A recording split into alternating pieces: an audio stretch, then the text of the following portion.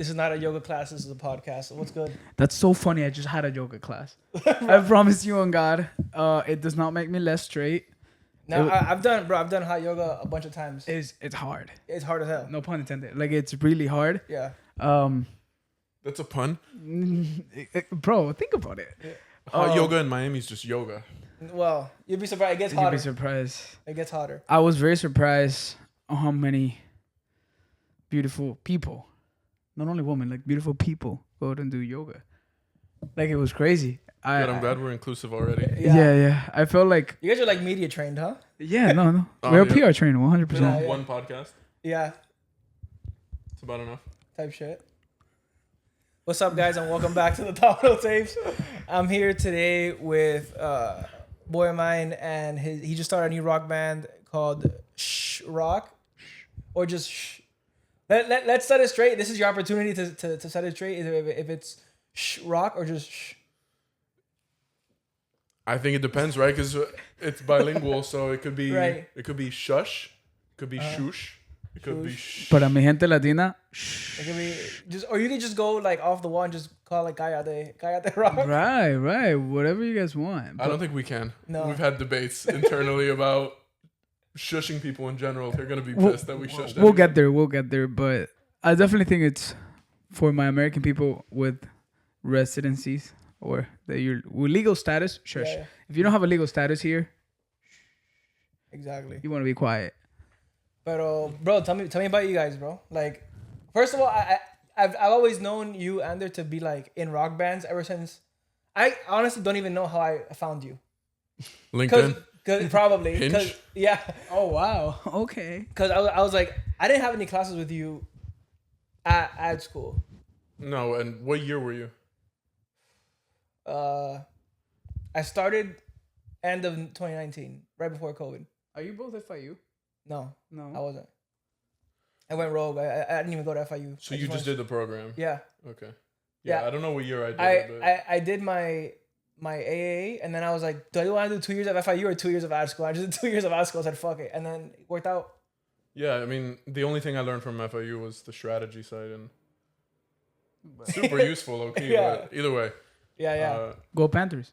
Yeah, Yeah, no, thumbs I've up. been in bands since I was born. Honestly, I got into music because my dad was in a band. Yeah. He's a guitarist, and now he's the main reason I do anything. That's why my brother's middle name is Eddie, for Eddie Van Halen. Oh, nice. So he loves that. You know, he's a guitarist in our band.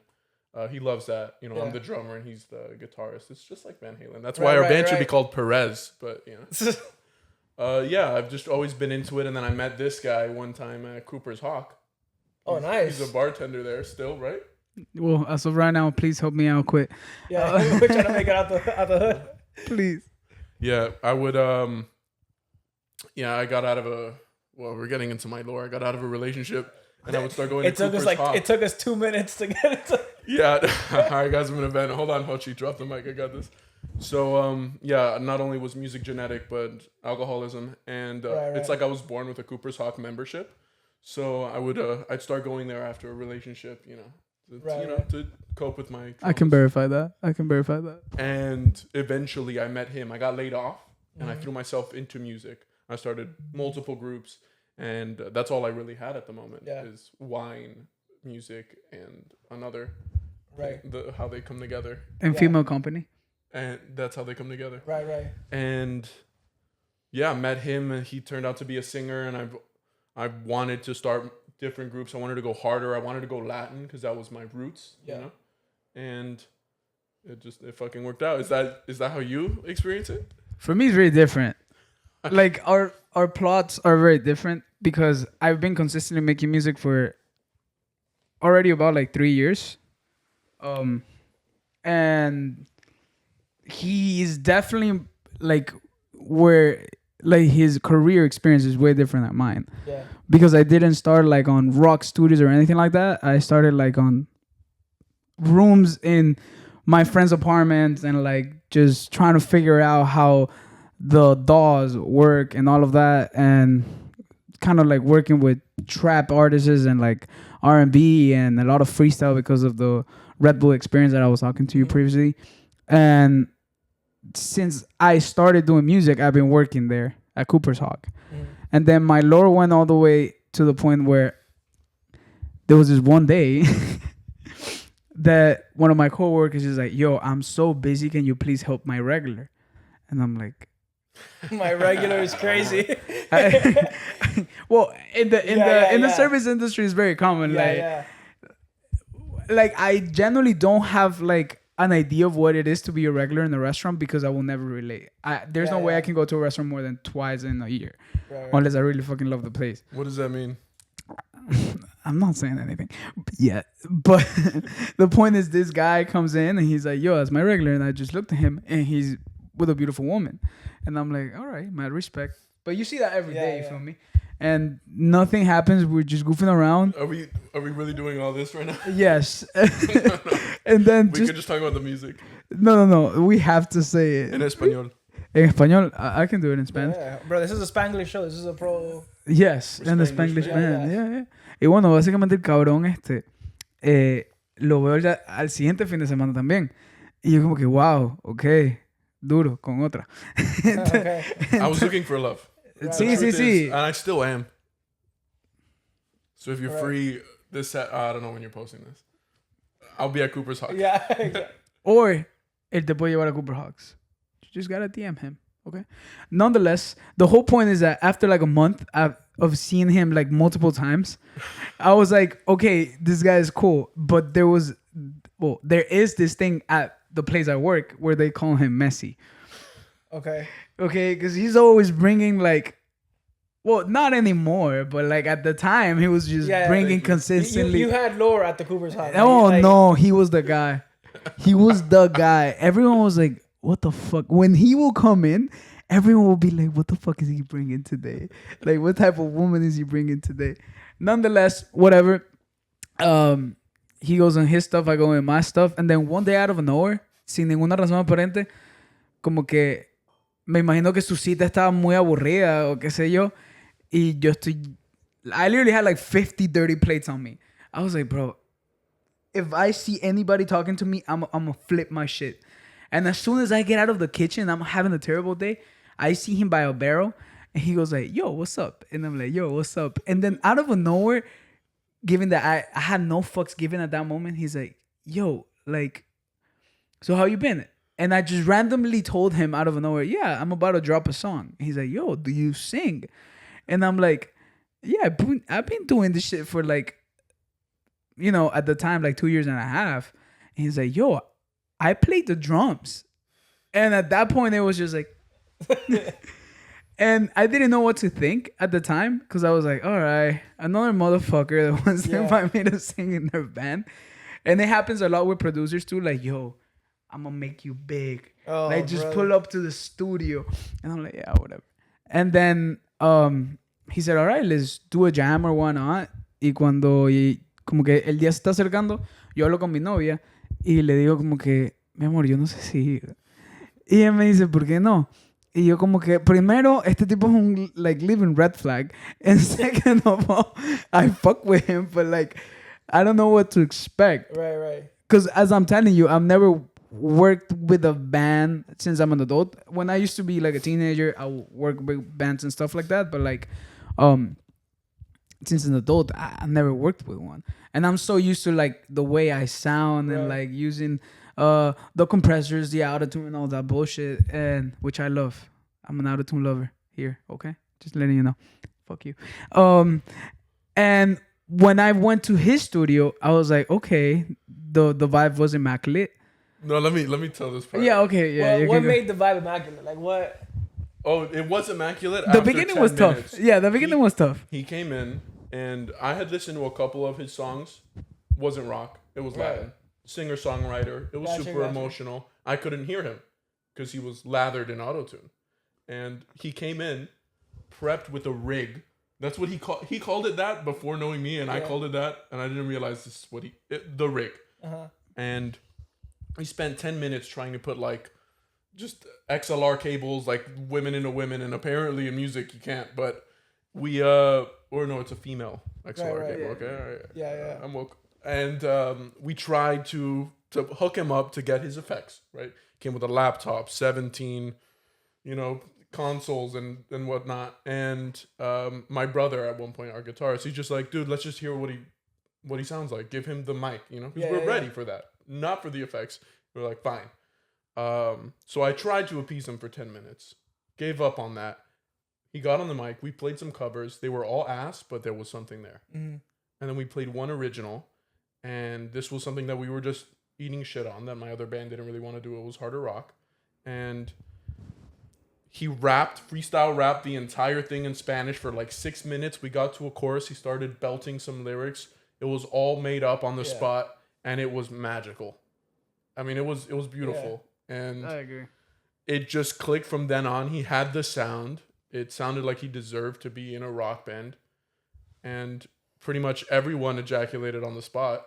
And yeah, of course. It started like a... But the bassist. But the bassist, because, we ended up swapping that. But everyone else did. Yeah. We still love you, Carter. Yeah, we still love Carter. It was the bassist of my old band. Yeah. He initially, he was like considering it, but then we got a different bassist. And Zach, we love you even more. Yeah. Switch to Carter for Zach. Yeah. Hey. It's funny because they... One white guy for another white guy. You feel me? They're friends. They're like... Yeah. We know Zach because of Carter. So Carter kind of helped us there. But Is it hard managing like all those personalities? Just his. I'd say so. It's a little bit. Yeah. So and like, and not just that, but like I guess like having like what your vision is for like your project. So give you some backstory, right?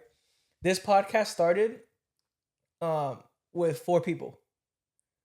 As you can see, there's 1 today, but it's just obviously. We're still all boys today. Like I still hang out with them all the time, but it's just like as you go on, like people's like view for what they want their life to be changes. Right. Were you friends first? Yeah, we were friends first. I think that makes a huge difference, though. Like, we're not friends. Like we were not friends. Like we just knew each other. Like I was just his bartender. Transactional. Right. Yeah. Right. He was an object to me. Yeah. And he was money to me. You feel me? Exactly. Like, damn, this is very like. I sound like a prostitute. I'm not gonna lie, but at that point, like, obviously, you don't know this. Like in my position, I didn't know them. Yeah. The 3 of them knew each other, so that's why I was like, all right. You're hopping into like something that's already established, kind of thing. Well, hey, dude, we met Zach like a week before. Genuinely. The only one, it was just me and my brother. My brother, I've always wanted to make music with him. But, you said something interesting where, like, the personalities, how do you manage that? It's the egos change based on what you play. Yeah. For sure, bassist, no ego. No one even looks at them. And I've been in plenty of bands, except for when we had Vanessa Faith as our bassist in Banana Chant. She wanted to be a singer. So it changes that. And she deserved it. I mean, she was in the spotlight. My other bassists, put shades on them, put them in a corner. You feel them. You don't see them. You feel them. And then the drummer. Right? You have medium ego. Medium. I have to because I've realized like I have to, in order for the band to exist, I have to put my advertising background, do this and that to advance the band. But generally, it's like the drummer's just starting the songs. It's making sure everything goes smoothly because you're setting the tempo. You're setting the Then guitarist, you have solos. You're just as close to a singer. You're melodic. Your instrument is not rhythm. It's rhythmic, but it's like typically you lead. So Tanis, that fucker. I mean, he's got the ego size of like Machu Picchu, and then we get another mountain right here, Everest, and I think I'm toned down though. Like, when it comes to that... You're just still a singer. We just had a massive argument, It was a good argument, though. It's good, and it's necessary. Yeah. I view it as we're going to lead to a resolution that you need that to grow. Right. My conflict management class told me that in like 2017. Thank you. The argument was basically he's a frontman that, I mean, he's used to talking between songs and over things. And even like in Latin music, like you hear at the start of every song, every fucking artist is shouting out their name, Bad Bunny, all this bullshit. You have a bunch of tags, a bunch of like people you got to thank. Yeah. Right. It's like, there's a fucking roll credits before we even get into the verse. I would go as far as saying like also like the people that influence me are like very great talkers. My Who are your top like influences? Billy Joe Armstrong is my Okay. first motivation to do music. That's the singer of Green Day. Yeah. Oh, Billy? yeah, Billy Joe Armstrong. Okay. Yeah, I love the motherfucker to pieces. Hopefully one day I can kiss him. No homo. Or Or maybe. Hey. There's a little bit of homo there. Hey, yeah, I know. 2025, bro. He's a doof, certified doof, whatever.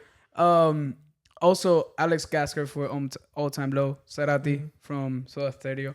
So all these influences that I have, the reason why I feel like I got captivated by them was because it wasn't only impeccable music, but it was like if you see a live show of them, you really feel like you're entering Nirvana. Yeah. You know, like for me, that's what got me so hooked on music. Like it was fucking crack. And my background is political science. Okay. So, Dude, I didn't know that. yeah, I'm a poli-sci and international relations major. So I worked in the OAS and I did all that bullshit before I disappointed my parents. But kidding, my mom is actually very proud of me, I think.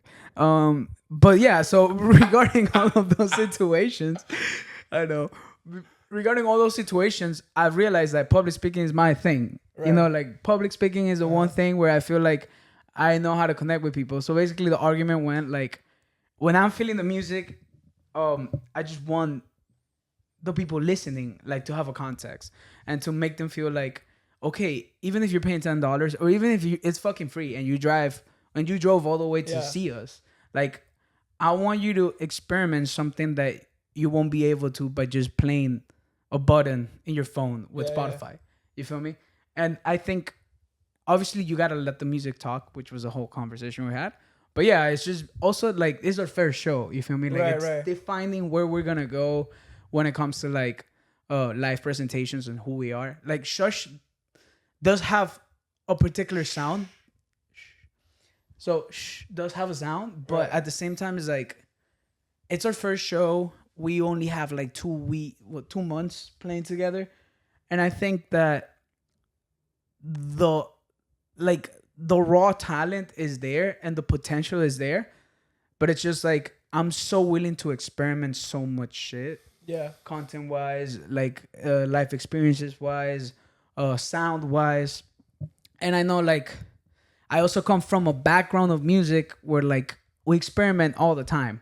Like we have a bachata instrumental, we're gonna put funk on it. Right. Like we have trap, we're gonna put rock guitars on it. Bro, and have you guys heard this is like a recent, like they're starting to blow up now, but there's a group of Dominicans in the Bronx making punk rock. Yes. Which, bro, that combination, I would have never like, it's like dembo punk rock. It's crazy. Rock has no ethnicity. Right. It's an emotion. It's an emotion. Punk, I mean, it's hard to define. It is just an attitude. Right. Yeah, it's not really genre. Well, it could be, I guess. But. Well, the argument, let me channel Tannis okay. for a sec. The argument was, yeah, we like having a frontman and not just a singer. You know, he's a personality, and that's why I was drawn to him at Cooper. Like, yeah, sure, I'd go there on dates, but like, I'd go to see him. You know, I just want to talk to him. Aww. So this is the part you put a heart and a bromance. Exactly. So then he talks in between. We did a studio show, which was like unveiling the album, and it was more intimate, and everyone loved it. They're like, he's got the stage presence, he's got personality and stuff. My brother was just saying, our guitarist, you know, when he starts every single song singing over the intro, or sorry, not singing, talking over the intro, you know, talk between songs, 100%. But if our name is Shush, let people like shh for a second, and let us just start a song. Right. He introduces every song. I just think, don't talk over every intro. You can talk pretty much whenever you want, but yeah, let the moment. Right. Let the guitarist speak, because he has the same ego as you. I guess. Like when you're talking, he's talking. He's playing the guitar. Right. He's trying to talk, and you're just like, by the way, well, no, you'd be saying in Spanish like, okay, mi gente latino. I will never say that in my life. J-Lo is actually my aunt. Just letting you know, like I'm a nepo baby, hopefully. But no, yeah, I understand where he was coming from with that. But So- ultimately, it's just part of it. We resolved it by saying Hochi's gonna talk whenever the fuck he wants. Well, here's the thing. I was gonna do whatever I wanted regardless. So like we could take the mic. in my hand. I'm just gonna... like nobody's gonna cut my sound. You Right, feel right. me? Like that's not gonna happen. But it's also about like what the government's supposed to be, right? Checks and balances. So it's like there is a limit. Hey, I'm telling you, I'm trying to prove my point here. Mama, we made it. But yeah, pretty much that. Like if he doesn't like a particular thing I do, even though here's the thing, like they play instruments. This is my instrument, right? Yeah. So stop smoking. Yeah, Marlboro. I'm down for like a fucking sponsorship here. I don't know if we can say it, but whatever. I literally just create anything out of my head. So they generally most of the time don't give a fuck. Like they just don't care. Yeah. Right. I have to be more connected to what they do because depending on what they do, I can do what I do. Right. Pero la realidad es que yo puedo decir la lechuza, and they will be like, "Yo, that's milkers. fire, bro." What are you saying, the milkers? Guys, this is what I have to deal with. Do you like Every jam. Do you like bilingual music, or would you prefer like Spanish, so- just English? It depends. For me personally, it depends how it's done, right? And this is something that I deal with like at my job because I have to write sometimes Spanglish. It's like, and in writing in Spanglish, it's like you can make it sound corny fast. Yeah. Right. So it's like certain words or certain flows won't go together. There are certain artists that do it well, that I think they do it really well. Young Miko being one of them. Yeah. That she'll flow in Spanish and in English like quick, and it feels right. Like it doesn't feel pushed or like if it just feels authentic. So it's a balance that it's like if you got that in your bag, go crazy, like do it. But it's hard. It's hard to like. It's hard to have a taste level for like what's too much of Spanglish or what's too much like bilingual in a song. It just has to like te tiene que salir, bro. I don't know, like I have one of my close friends that live in Orlando. He's like a freestyler and also a rapper. His name is Crown. Shout out to you. He's very, very, very, very like well known over there, like on the underground, because he raps in Spanglish, like 100% Spanglish. Right. And he's Venezuelan, so he goes very maracucho out of nowhere, and then he goes very like, like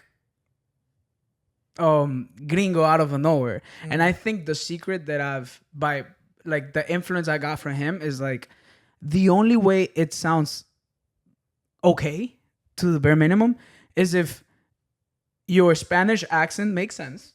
right. That's if you're rapping. If you're singing the accent, you won't feel it. But like if the Spanish is on point and the English doesn't sound like you're chewing the words, which is my biggest problem. But Say jungle.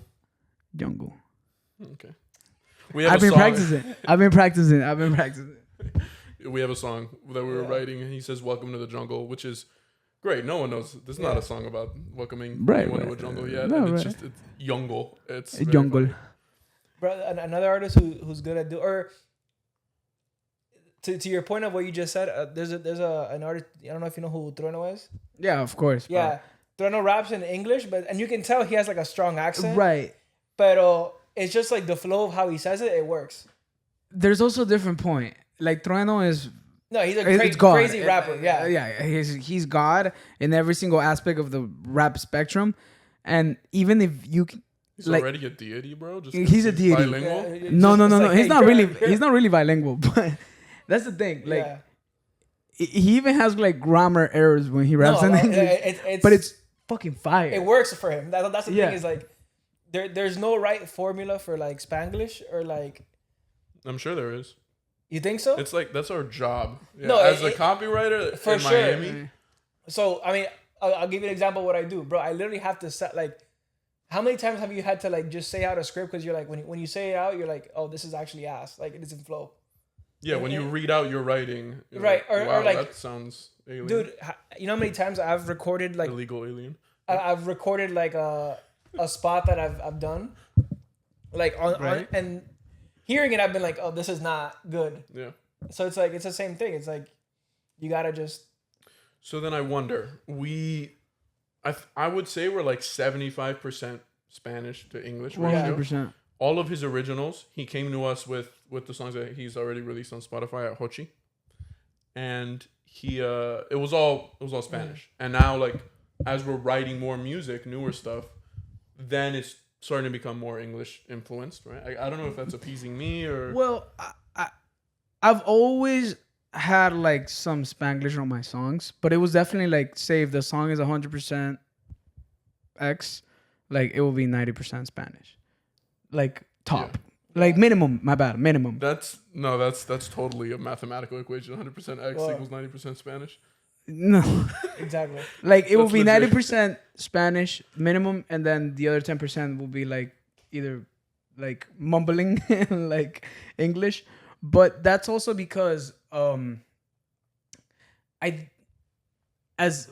you do music in Spanish and you're already creating a crowd, you don't know if whoever the fuck is listening to you does know English. You know what I'm saying? But as I outgrew that part of me, I also realized like, yes, I'm Ecuadorian. Yes, I'm 100% Hispanic. I all my life I lived there. I am American ICE, by the way. If you're watching this, I have a legal No, status here. I checked his papers before coming here. Oh, thank you. But after realizing with them, like the reality of the case is like, I'm 100% a Miami guy.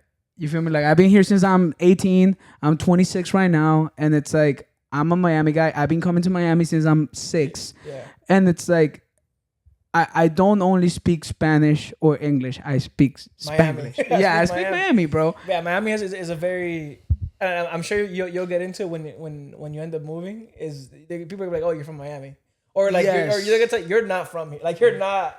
Like the Miami accent is real. No, it is real. We obviously don't realize, but it's definitely out there. And the only problem with Spanglish is that like it could only work in Miami, but the reality of the case is like 95% of the world population knows fucking English.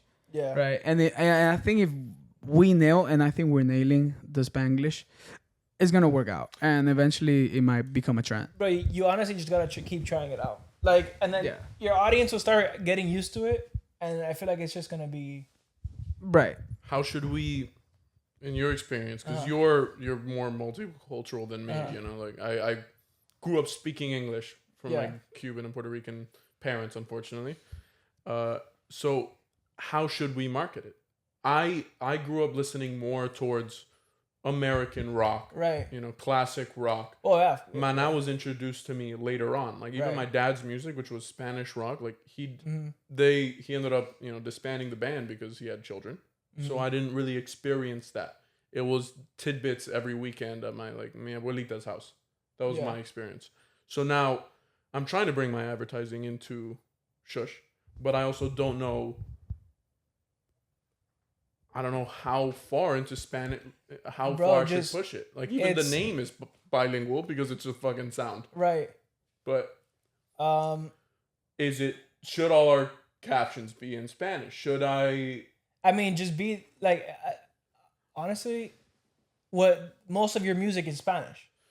Right. It's like 75%, right? Or 69% of it is pretty much. 69%, 100%. Then I'd do that. I'd do that, and then weave in like little You lock in Spanish. We're alienating, right? What he said, like the majority of the world does speak English, so we're alienating that if we lock in Spanish.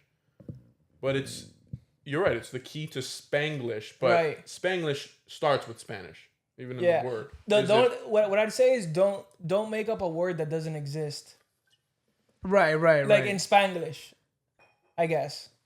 Right. Like Somar? No, that's actually Danish.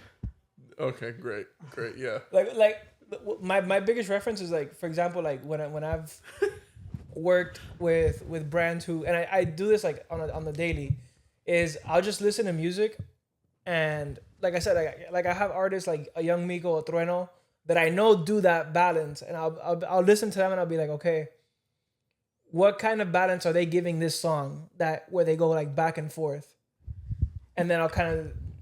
I don't know if you know Geo Mafia. No. No, you gotta get into that guy. Is that the singer of Banana Chain? No, that is not the Different singer. Geo? That's a different Geo. Geo Mafia went very, very viral because he started singing in his room and he just had this great fucking vibrato and he went fucking viral as fuck. But he's Puerto Rican and he goes like a full bar in English, like perfect English, and then he goes full Puerto Rican like Mami le quiero chingar. Yeah. You feel me? Well, And Puerto that's Rico just- has that advantage that they Yes. grow up studying English like in school, like at a high level. Yeah.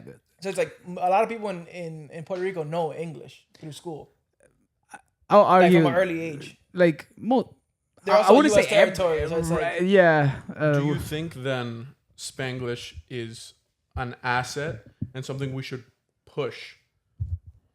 yeah, I mean, especially like does that separate us from even like Maná or Enanitos For sure, or Los for sure. Mesoneros, you know? yeah. Like that is something that we can be known by. Like when you drop Young Miko, we should be in that, ideally, you know, after we have a fucking show and an album out, we should be in that conversation. Be like, oh yeah, they started or they are continuing a Spanglish wave where it's not one language. They speak Right. And we'll put some Italian at one point or why not? But like spaghetti, carbonara, Maron, cacio e pepe. But the Fanook. I watched Sopranos. oh, there you go. Censor that. You do look Italian, I gotta say. Yeah, I dated an Italian girl. I had lasagna like every day for a year. It was a tough year. Damn, you probably got some weight. Drink to that. It was in high school. It doesn't count. Guys. But yeah, honestly, what Spanglish rock band do you know? You know, and None. I was just about to say, I was Dude, like, it's an alley oop right here. Like there's an opportunity to be the first Spanglish rock. right. That could start a genre. So should we? Yeah, Should we push that how I think of it is like, what do you have to lose if you don't? Like, right. Our souls. I mean, it's like you're starting it out. Try it. you Right. know? And me personally, I don't like to say I'm the singer of a rock band. I know he likes to say that. I love to say I'm the singer of a rock band. I tell everyone that. And they You find out I could. play the drums. They're like, what the fuck? Why the fuck would you say that? It's like a classic drummer. They don't Do want to be a I singer. do I look like a singer? No. You look like a guitar player. Yeah. Yeah. Yeah. Fucking. I know every rose is a thorn by Poison. You definitely don't look like a bassist. I can tell you that. Okay, appreciate. Yeah, you're welcome. Sorry, Zach. But the reality of the case is that like I don't like a label on music just because Wait, you don't like the label rock band? yeah, I don't like the It's rock every band label. genre. Okay, this is my hot take. It's not really a hot take, but it's just my take. I think genres are pretty much that. And the reason why I'm saying that is because I deeply believe that since 2015 that we got in our powers the ability to do our own albums through playlists. We listen to music in the most For sure. tribal way. Like you have a playlist to drive all the way to Orlando. You have a playlist when you're on the plane. You have a playlist when you're going out. Like, and not even from different bands. Like you have music from Bad Bunny where you want to cry, and there's music from Bad Bunny when you're gonna drink the living shit out of your soul. Yeah, but he's the GOAT. right. I think I think honestly he's the GOAT of like. I respect that. I'd say of Latin, but he's. I think he's already out But he's there. not a god. Like, who was it? Geo Mafia? Who's Yeah, a god? Mafia? right. Yeah, Who's a god out there? A deity. He's not a deity. Congrats, he's a goat. Actually, I don't know. Bad Bunny might be a deity at this Bro. point. I don't know. Wait, I have devil's advocate. Right. Genres help us define music, which Yeah. we need to do that to relate. And genres are mainly based on rhythm, on the drums. What separates like any type of Latin, like bachata from fucking reggaeton, Right. is The drums, yeah. it's the drum beat. It's boom, da boom, da. That is. Right, that but you is how can do rock define with it. that Rock beat. Rock is basically like shit. It's much harder to dance to because it's way more syncopated. Right, but you can do What rock out what of is, like, reggaeton. dembow is a Sure, and we have like reggaeton sections. And how do Right. why do you call it a reggaeton section? Is because the drums change. Yeah. Right. Trap is very particular Yeah. drum. So genres 100% exist. I think we're blending it. Right. And what you like is defining music by mood. Right. 100%. I agree. We're not really a rock band Yeah. because we've never played anywhere. We don't have anything out yet. But No, even but if we did totally tomorrow, play mainly rock music. I guess and- so. And how am I going to tell people I'm the lead singer of a rock band if I'm not even a rock band or a singer? I think as a band, it's definitely gonna help out. Collective, huh? You like Collective. Yeah, collective. Definitely gonna help out. Organization. Yeah. Network. No, A not even that. syndicate. When you As a- yeah. as a- when you pitch your music, you feel me? Like to curators and shit like that. Like You go based on mood, 100%. no. But when you pitch your music to Spotify curators How or do we Apple describe Music, it? yeah, you have to put Yeah. genres. How do you 100%. describe it then? What do you say? I don't fucking know. I don't know. I when I've said like Spanglish alternative rock. I don't know. dog. Is it? give us like a band when I've mentioned like we sound like Mana, but that's basically saying because we speak their language. Yeah, because you make Spanish rock. Right. Yeah. That's super vague. I think I'm more influenced. I like grunge. Yeah. I like more like shoegaze shit, but I don't typically play that nearly as much because you don't sing that, So Yeah. I think it is more alternative rock, and I don't know how the fuck to tell people our sound because I've never heard it. Because Right. we are the first. We're the first people to ever make this sound. We are pioneers, guys. Yes. Nobody has ever done what we have done. English in a Spanish. I'm early no. on this episode. Like, I'm early on this. Guys, this is 100 BC. Like this is ancient times. They're uncovering this. This is transcribed from fucking fossils. Socrates used to be drinking from that bottle. That's why our Our album. album. So he wanted our album to be called Unapologetic, Okay. and my rough Spanish. I tried translating it. I love words that translate like directly English to Spanish by the root, like car, carro. Perfect. Yeah. So I thought it was apología.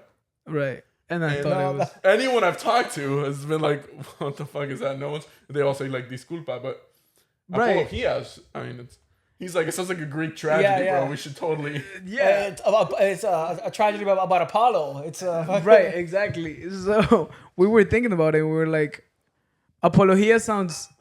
Maybe it's the opposite of unapologetic, but at the same time, it's like every single song we've made for this album, it's like 85% of them are sad, or they have like they have a background of like trauma and shit like that. And we were like, maybe at least I told him like, hey, I think this is the way like we say sorry to ourselves in particular situations where we have failed to ourselves. And he's like, yo, I don't understand shit of what you're singing, but sure, if that's what you're saying, yeah. for sure.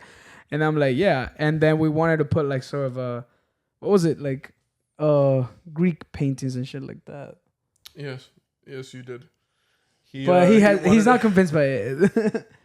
I'm down. I think an album cover is hard to nail. The reference we wanted, like when we're thinking of the image of the brand, you see that it's like purple. Right? I wanted something more hazy. Banana Chant is yellow. It's bright, or even the name. It's hard to be edgier with a band called Banana Chant. Like bananas in the name. You look up Banana Chant and you see like kids in a bus screaming banana. Like, all right, it's yellow. It's bright. Shush, I wanted it to be darker because our music is also, it is moodier. 85% are sad. In our studio show, we had people crying. From guitar solos, from genuinely we had, I think 2 songs led to tears. And it's not like a ballad where we don't really play a lot of slow music, which is refreshing. Yeah. But We his do have lyrics some. are like on even like some major chords. I don't know what he's saying half the fucking time. He has a song called Frank Gallagher, and I've seen Shameless, so I know some of. there's Dude's not a good guy. And the melody, I think I noticed the music more based on melody and what I'm feeling, and he has some lines that God knows what he's saying, but it's gorgeous. It just hits you. Yeah. And you feel it. I mean, that's what you want. Yeah. Music that strikes your. No, your yeah. chord. And I agree. And I know that I'm doing something right. like when we're jamming, when we're translating music, and when we're freestyling, when I looked at him, he's like, he's just feeling the shit like that. That's the beauty about melody, you know. Like that is my main focus as a singer. Like lyrics are great, but melodies are like worldwide. Yeah. You know, that's why people in Japan listen to J Balvin. Right. Like, that's just the way it works. So I think that might be at least what we're doing with this Spanglish thing, but ultimately, like, that's why I don't think we have a label.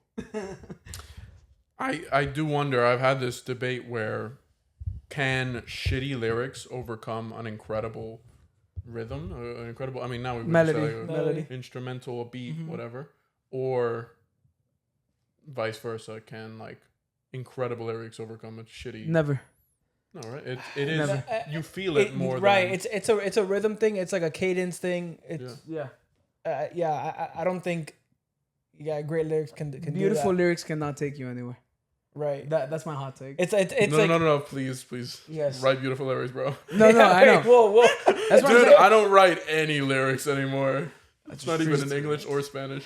No, but what I'm saying is like terrible, like beautiful, amazing, eloquent lyrics cannot take you anywhere if like your melody shit or if you're rapping, if your cadences are fucking boring. You feel me? Like Cancerbero, one of the best fucking writers in fucking humanity sake, had not only great fucking lyrics, he had a great delivery and a great cadence. It's the Residente case of like he's a lyrically heavy rapper, Right. but like how he's projecting himself in it, like you feel it more. Right. And it's, most of the time it's like on a super simple beat, Right. but it's just how he's saying it, like it gets you that feeling across. That's where like fast rap, who cares? Right. Yeah. You're winning an Olympic medal for speaking it faster, but Right. Now you're there's speaking it better. there's times it works. No, right. There's But that's a cadence thing that you were talking about. Right. Like, with all due respect, this is gonna get hate maybe, but wait. Do you need to say whatever you're gonna say? All right, go. There are some rappers in the game, like in the English game, like they're not saying shit.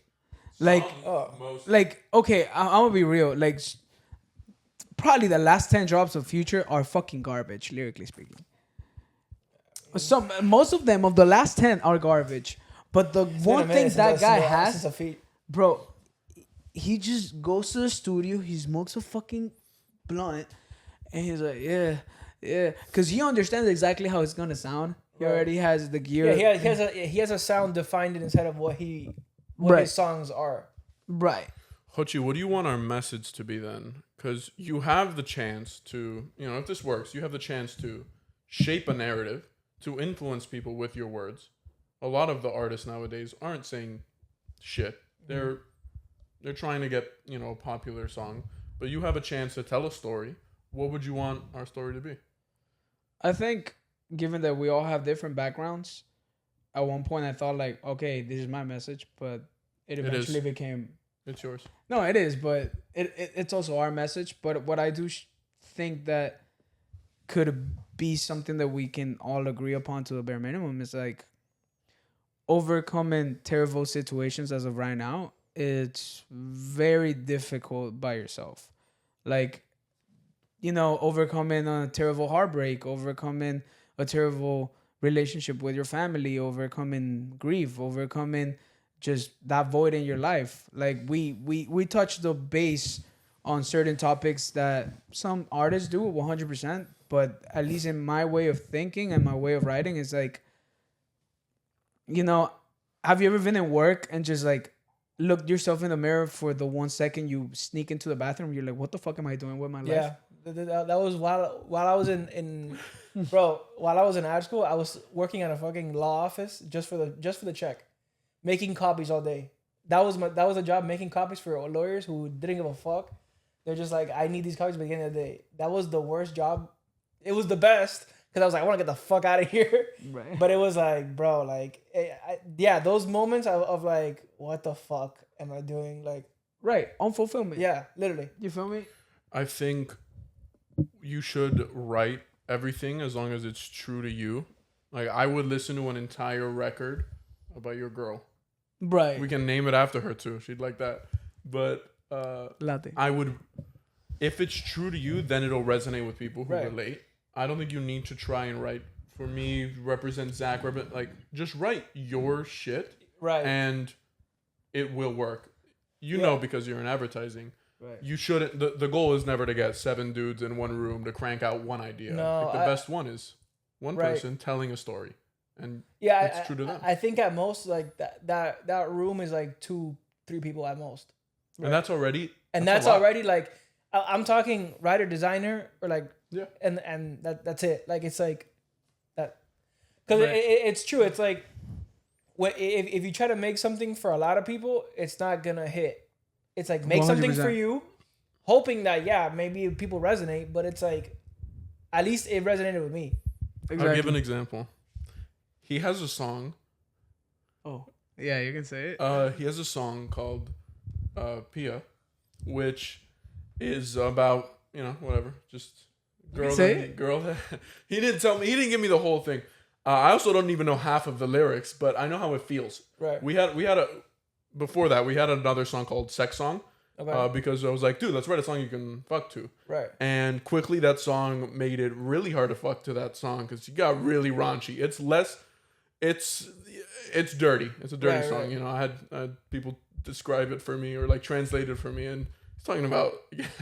Is this PG-13 or can I? Yeah, you can curse. He's talking about like getting throat fucked, and I was like, Okay. dude, in the middle of a verse, like we're not even in the chorus, and quickly we wrote another song, and Sex Song was like 100%. I guess you can fuck to. It's more foreplay and stuff. This one you can like make love to, Right. And it's a that's how sad I song. view it. It's like Sex on Fire. Got Right. you. It's a beautiful, sad song to fuck to. No. Yeah. You make love to. You make love. That's how I feel Yeah. it. right. So, oh man, I don't know how much I could say about this. So he wrote it about a girl that I don't even know, it was like a fling or whatever. Right. And it's named after her. And this song, it's all about mood. I don't know what he's saying half of the time, but it reminds me of like one of my exes. So I'm telling him like, I mean, even though it's your story, people relate to that. yeah. So name it after my ex instead. 'Cause she'll like We're it. still debating on it because I'm She'll- still blocked on Instagram by this woman. So Bro. hey, if you're seeing this, it's about time, brother. It'll get to her. Hey, I really hope so. Name it after my ex, so your girl likes it more. It's not about that chick. Baby, I'm sorry. Bro, how many songs have been written about like someone's like ex fling, and it's like a bunch of people like, bro, that's like I feel like that's all of Fade's songs. Yeah, well, 100%. Like Yes, it's like old 100%. loves that like people like are like fucking screaming because they feel that shit. So Right. how does your girl feel about it when? Well, so it's almost like a remake of a song I did, right? But this is a way different version. And the way I dropped it was a very like slow tempo song, slightly Jersey or whatnot. And when she heard it, she was like, "Who the fuck hurt you, bro?" And I was like, "No, baby." She's the best. I told her the story, and she was like, "Damn, this is such a fucking great song." She's very understanding in that sense. But what I was trying to get to is that I don't know if you know John Bellin. Have you heard of him? Yeah. So I saw his podcast like a month ago, probably even more, about Ghost by Justin Bieber. Mm-hmm. So he's the guy who wrote it. And I don't know if you heard that song. For me, it's like one of the greatest pop songs in history. And he was just showing his demos and shit like that. And he literally told the guy, like, what do you think this song is about? And the guy was just saying, like, oh, I think this song, like, were you thinking about, like, Selena for, like, Justin, shit like that? And he literally went, no, this song is from my grandma. I had lost my grandma a month ago. And that's why I said, I'm missing the ghost of you. I miss you more than life. And that's why he says, young blood thinks there's always tomorrow. And then that kind of resonated with me because I have one of my producers, he's always telling me, like, you can write all you want about you, but there's also a part of, like, composing music that it's like, how good can you be at, like, putting other people's emotions in you? You feel me? Like, you don't have to live certain things, but you have to be able to put them in the table in a particular way. So that's why also I think one of my other best songs is like by knowing like something that maybe happened to him or Zach and just being able to like obviously connect it to something personal to me, but translate it in a way where it makes sense. But yeah, it does. I think music comes from black magic. I generally do. Like melody, like even tempo. Keeping tempo for me comes from black magic. You really can't understand it. Like scientists have been trying to prove it, but it doesn't make sense. Then you need to study up on some magic for tempo, bro. Yeah, bro. That's my weakness. That's my kryptonite.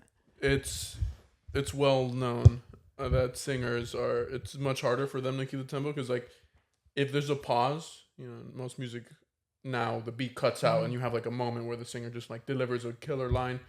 If we do that, they're gonna slow it the fuck down.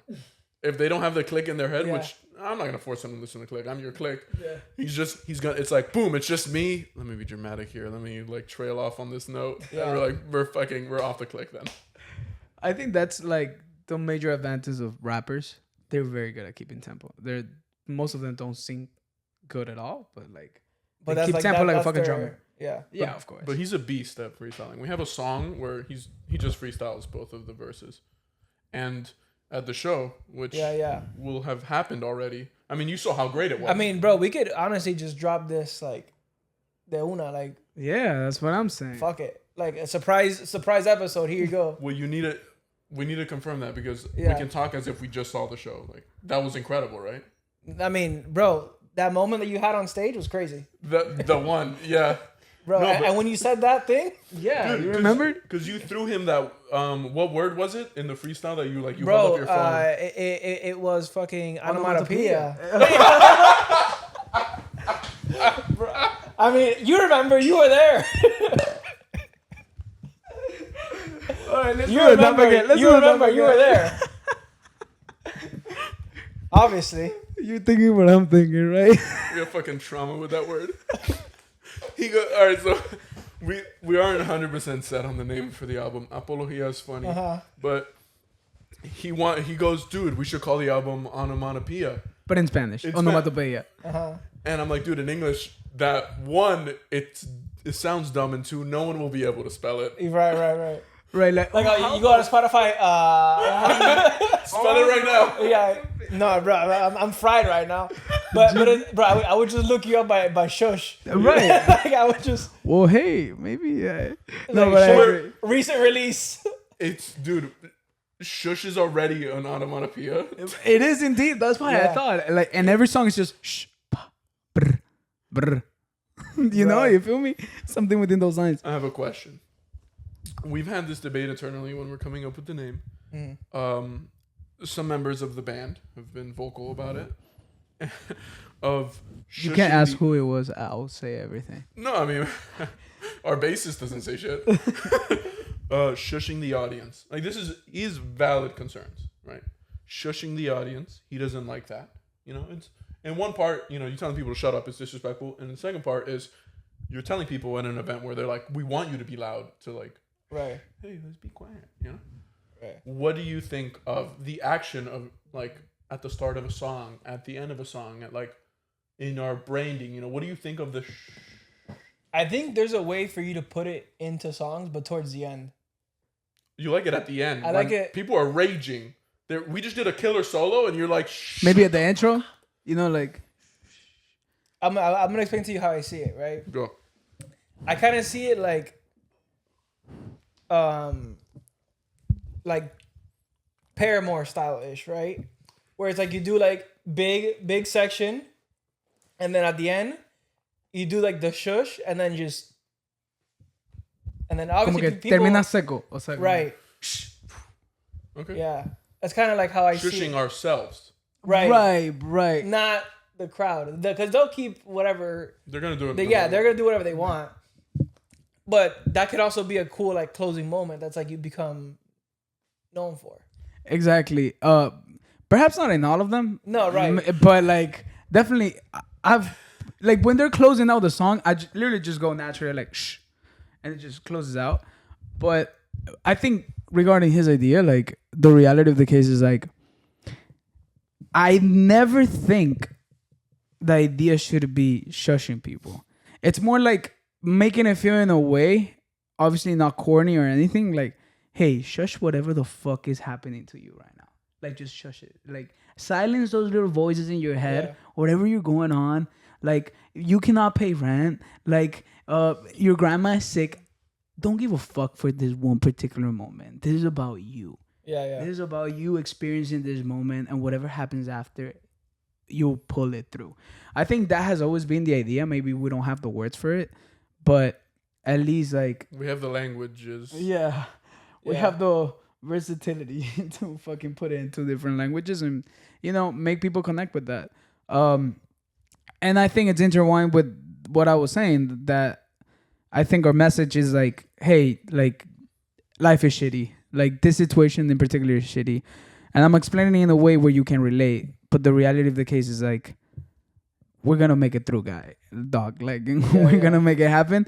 Just shush whatever the fuck is going on for this 4-minute solo, or like for this one particular situation. And I think if we nail it and we actually achieve being entertaining, which I think is the most important part for a musician, for an artist, even like if you're a writer, like, you gotta be entertaining. Like, nobody wants another fucking Edgar Allan Poe, you know? Like, Wait. I'm sorry, but like, nobody can be Edgar Allan Poe. They have to find their own way to be entertaining. Yeah, just a little worse, but on the same esteem. What's up? As Edgar Allan Poe. Right, but like, you want a new, a refreshing take. That's where you want someone to pave their own path. Right. You don't want ChatGPT to generate. First of all, Edgar yeah. Allan Poe. But second of all, and this is just my take. I can't. Everyone can disagree or why not. Like, social media fuck us up. You know. Okay, like, all right, good. No, that's a good take. Yeah, like, social media fucked us up. Like, our attention span is like 3 seconds. Like, and it doesn't only translate on social media. Mm-hmm. Like, I don't know. Yeah, your daily life, it's like. Does it happen to you? Like, somebody talking to you and you're like. Yeah, I mean.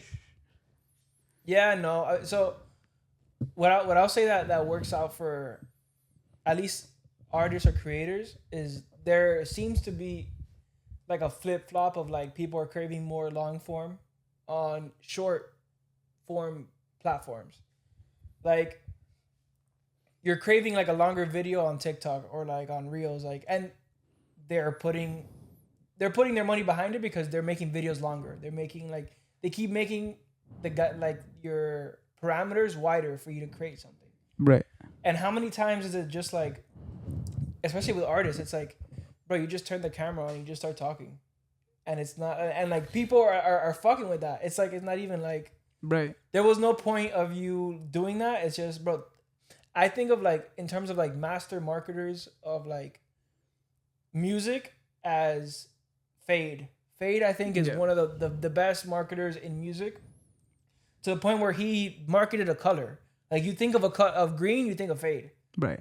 So it's like, and a lot of times it's like, people fuck with him just because it's like, bro, he just turns on the camera and he's him, bro.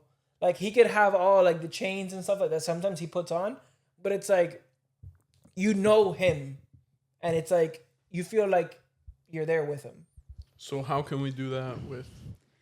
I think it has to be natural. It has to come natural, bro. Like, it literally has to be just you. Like, yo, we're, you know, like, how have you guys been doing it? Like, it's, you turn the camera on, yo, we're doing this show at this day, whatever, and then let people like peel back the curtain as to like who you guys are. You know, like, as a band especially, it's like, I feel like that's the way you do it. Is like, people get a sense of, they know who you guys are. When you listen to bands, do you normally just focus on the lead singer? Like, can you name a drummer? Well, the Chad Smith. Okay. Is that from like Step Brothers or no? Fucking Drumeo videos, bro. Okay. Like, all right, cool. All right, so name the drummer. Do you typically think of the other members? Maybe like a Slash, like a big guitarist, right? Right. Or when you think of a band, it's they each have their thing. It's though. This guy. No, of course you think of the singer, but it's like what separates them is that they have their thing. Like Travis Barker, he's you like, notice it. Like he has like the tattoos, like the shaved head, like he's a fucking maniac. So it's like Correct. you notice But that he because superseded, for sure, the rest of Blink-182. for sure. But it's like that like you know it because they have like their thing. I think Travis is right now more famous than Mark Hoppus. 100%. For sure. 100%. For sure. Besides, he married a Kardashian, but that's everything. But even then, it's Even like then. you know him by looking at him. You're like, oh, that's the drummer Right. of Blink-182. And I think it's also like a responsibility of like every member to like be memorable. For sure. You know, like Is it then? it's not an obligation, right? Like you have to still be yourself. Right. Like you can't fake certain things. You know, like personality cannot be faked. Like if you fuck with it, you fuck with it. Yeah. If you don't fuck with it, it's just because that's just not the type of person you are, and that's perfectly fine. But like it's not only the drip, it's not only like how you perceive yourself, it's also like when you're on stage, which is the most important part for a band, at least for like a solo artist, there are way more opportunities, but like for a band, when you're on stage, you just have to figure it out how to like stand out or blend in as a concept. And I think we're getting there. Everybody's different. Like, mind you, we only have like 2 months playing together, you know? Yeah, we recorded a record. Yeah. Yeah, which is pretty crazy. I was gonna say, I was like, you guys did an album and 10 songs. And we actually could do way more, but my guy here is going to Chicago, so we had to nick and pick. Yeah. And focus on like the ones that have. How's that gonna work now?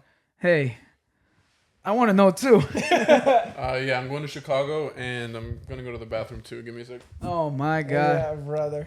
He's just going to a bathroom to cry, guys, just in case you don't know. Oh my That's it, god. brother. Yes, please don't give more to this guy. But yeah, I think he's probably just gonna come on the weekends. You know, Yeah. tickets are like $80. Yeah. Yeah, it's fine. Especially nowadays, I feel like it's easier. I've talked about this with like artists that I've interviewed before. Of like, a lot of times they record stuff just over Zoom nowadays. Even like, no, 100%. like you can get a producer to hop on with you and do a session like online. I mean, obviously, it's like there's certain things where like the magic is not gonna be there as much as like You'll be you're there in surprised. person.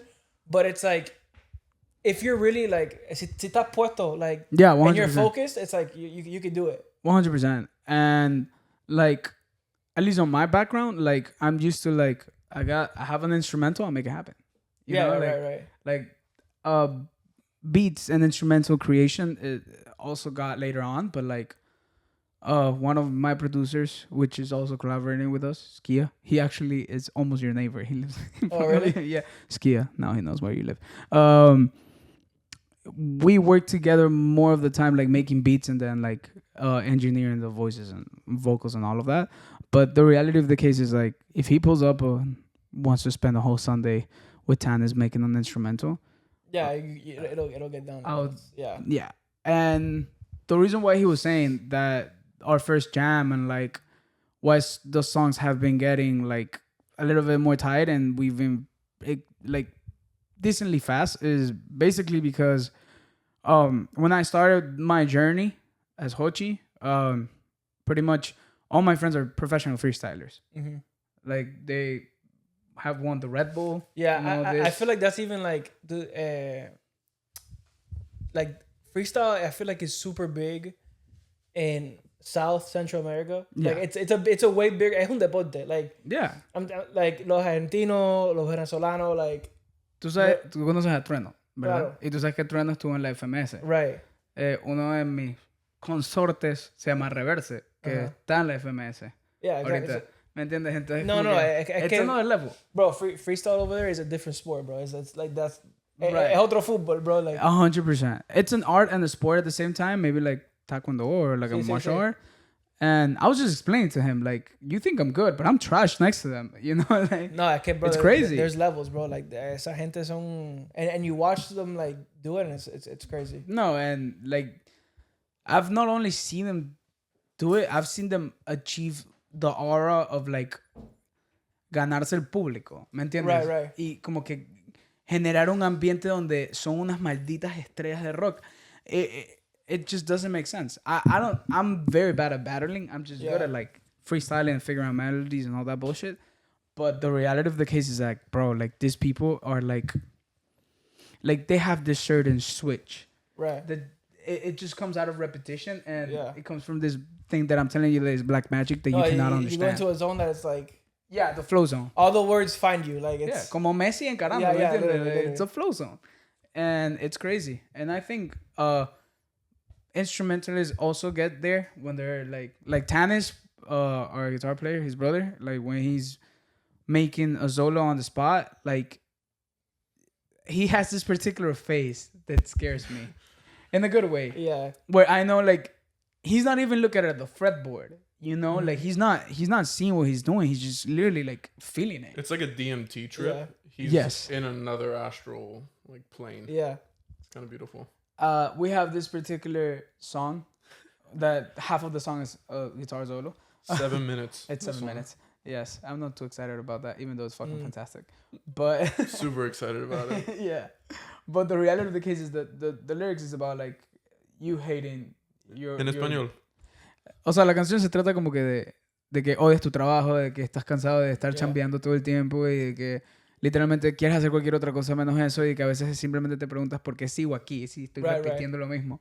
Entonces yo siento que yo creé como que una letra que es bastante simple dentro del obsceno que es, y cuando llega la parte de Tanis tocando guitarra, es como que todo lo que yo dije es completamente una basura al lado de lo que él hizo. Porque él explicó sin palabras, solo con, bueno, no teclas, pero con notas, lo que yo traté 2 minutos y medio de explicar. Obviamente se complementa muy bien, and it makes sense. Pero esa es una de las canciones que cuando estábamos haciendo el estudio, en el live set, había gente que literalmente como que me contó Skia, que él estaba engineering, que él vio mucha gente que se le erizaba la piel y que estaba como Skia. que... Yeah, shout out to Skia. I already told him. He's neighbor, yeah. Oh. So if you need an audio engineer, you already know, bro. I'm about to send some pods his way. I'm like, yo. Yo, Skia, I'm getting you a job here again. God damn it. Even though you're going to do this for free because it's for us. All right, you better fucking do it. But the reality of the case is like, you know, that position of black magic where like you cannot fucking explain it. It just happens. It comes from the flow zone. It comes from your understanding of melody, your understanding of rhythm, your understanding of like music theory. Like at that point, I think that's the beauty of it. And They cried. Yeah. They cried during that solo. 2 people. The worst part is we couldn't Man see and it. woman. You know, Inclusive. we couldn't see it because there's a Right. glass wall and we're in the zone too.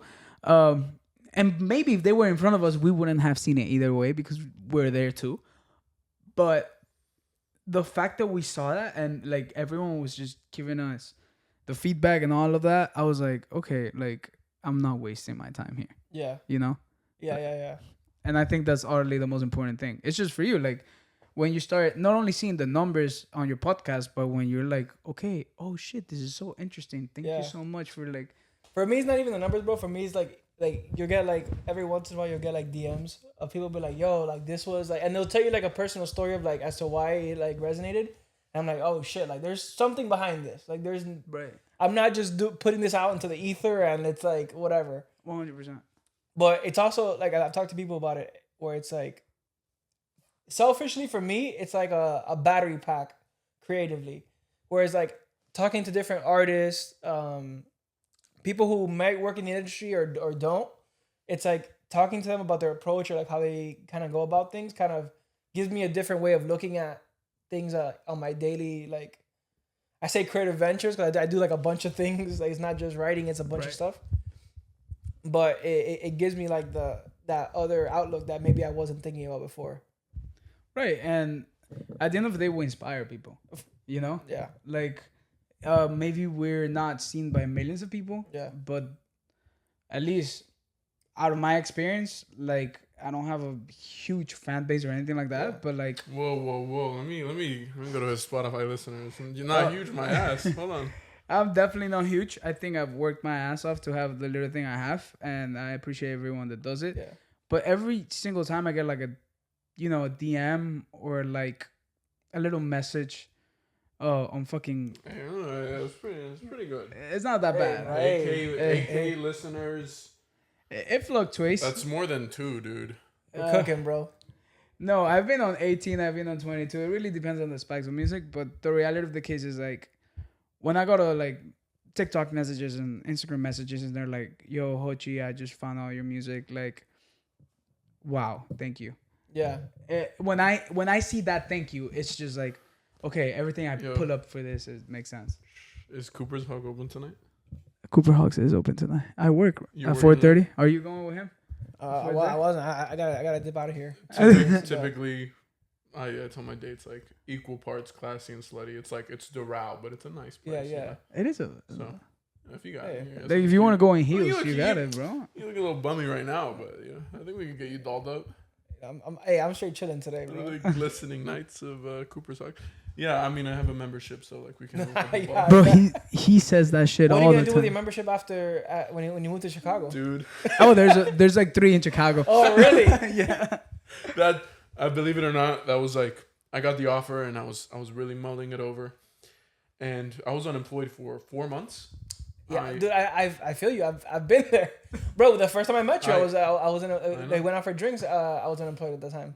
But yeah, I mean, I was later. That's why I got into music yeah. and everything, and then my apartment, like it was draining my savings because I had 1 month of severance. Right. I was like, fuck, I don't know what to do. Yeah. Interviewed in the 5 agencies we have in Miami, and didn't land any of them. And Chicago, I mean, dude, it was so fortuitous, and I wouldn't have considered it if it wasn't For a Cooper's Hawk. There's not only one. for Cooper's Hawk. There's not only 2. It's the original, right? The original one is there, and they have a Italian version of it called Piccolo Buco, and he can go there with his membership too. I don't know if you like Italian food like that, but yeah. Wait, I'm getting a date for tonight. Bro, you're gonna be sending out a mass message like, "Hey, there's this guy coming to your local Cooper's Hawk." Yeah.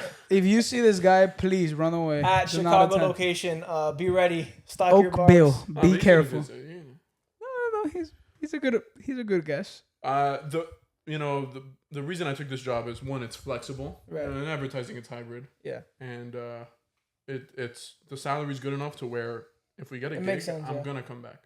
And we're gonna see. Oh, you already saw because the show was so successful. Like there's something. I'm gonna pee. I was there. No. Oh yes, I was there. I'm loving every second of it.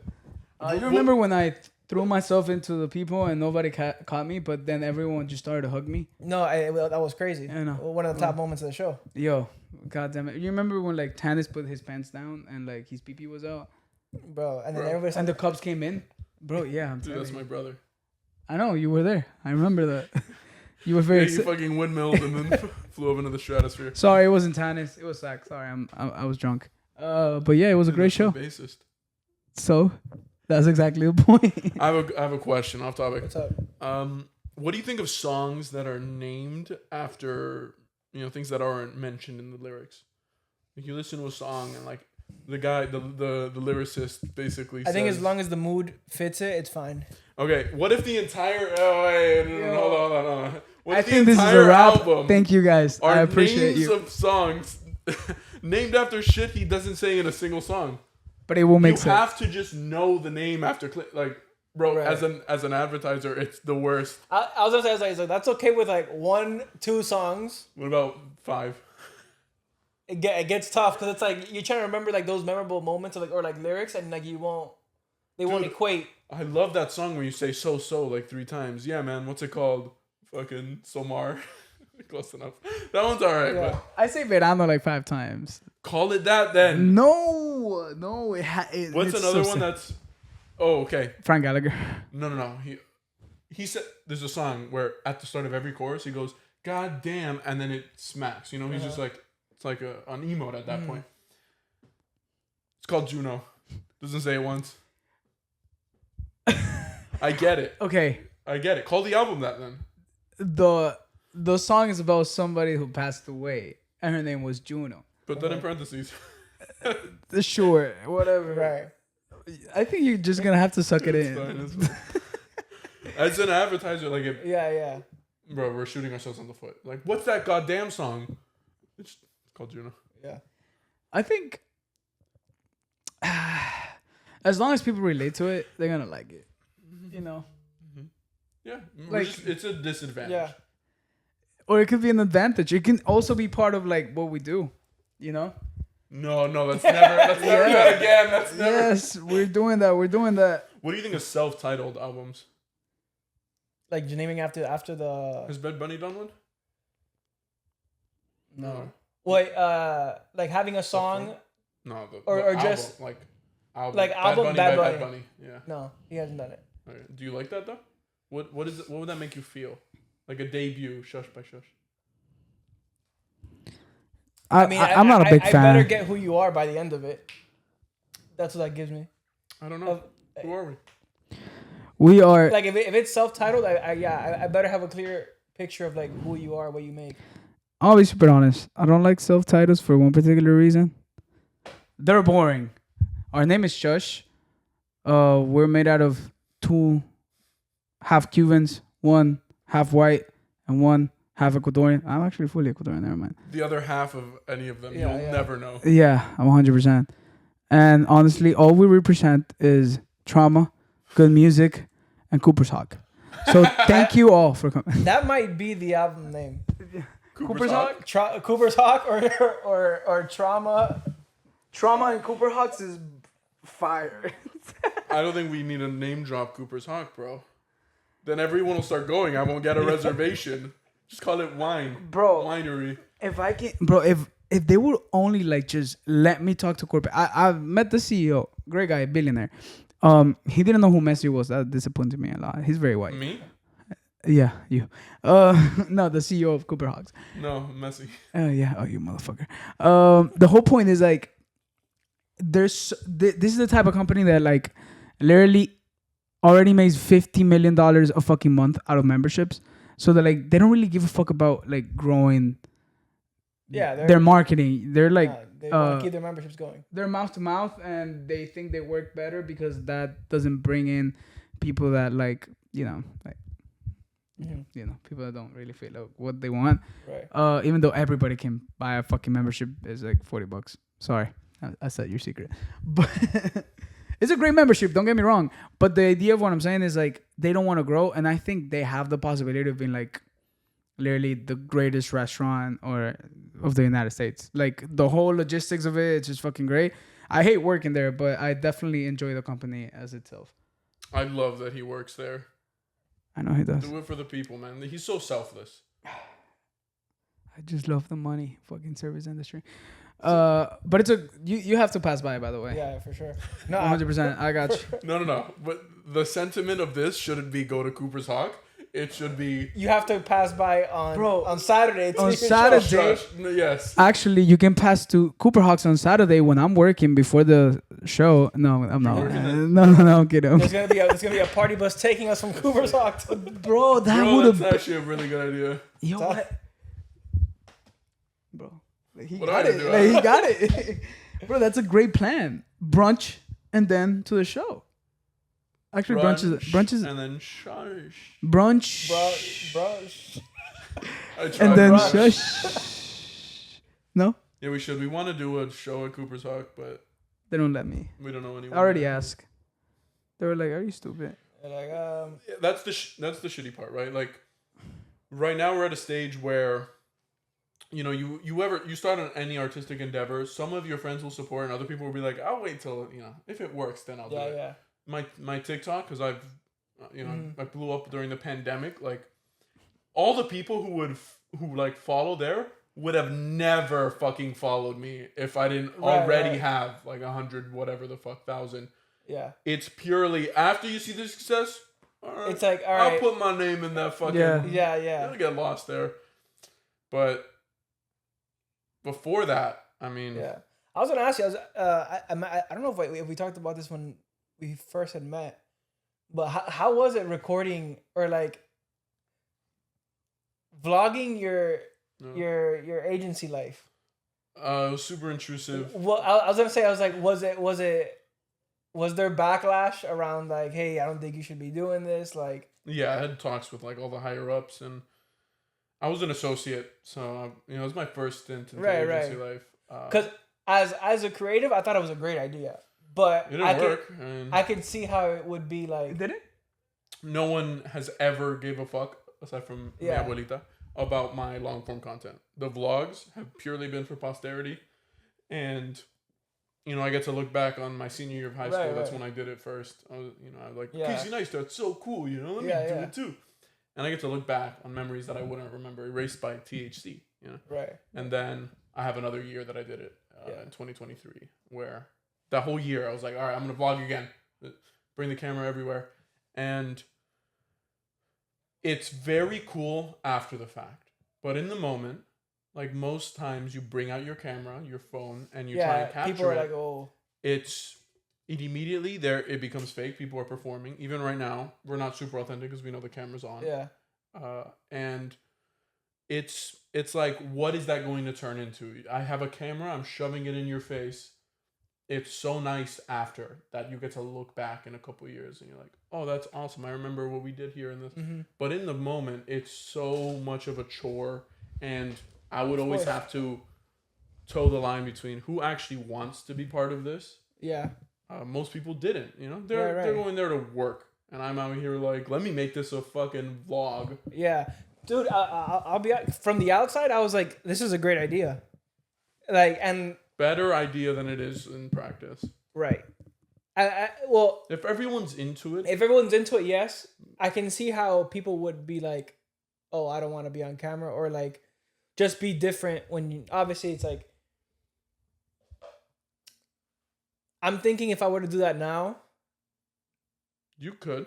I could, but it's like, I know I'm gonna have those conversations with higher ups that it's like I'd rather just not have. The only conversations I really had was basically saying you should not show anything that has not been out, or like that isn't out yet. Yeah. And it's client confidentiality. You sign a bunch of agreements with clients, so it's like they own all your ideas. Right. I told the line, nothing ever blew up in that part of my content, so I didn't really care. I also didn't do it for that. I did it so I can look back. But I think you have. I mean, you're in a podcast. You're in an agency that's a little more hands-on. The best thing I did was that Sour Patch Kids commercial where I took the camera and I filmed the director. I was that. Yeah. I have a love-hate relationship. I think I take time where it's like I'm either all in on this content shit or I don't want to look at a camera. I don't want to look at my phone. And the world is what's in front of me. It's not what's on this stupid screen. Right. But why I don't enjoy doing it is for the reasons I said. And it's like I am, every time I go out and I do this thing, I'm not being myself. You're playing it up like you're.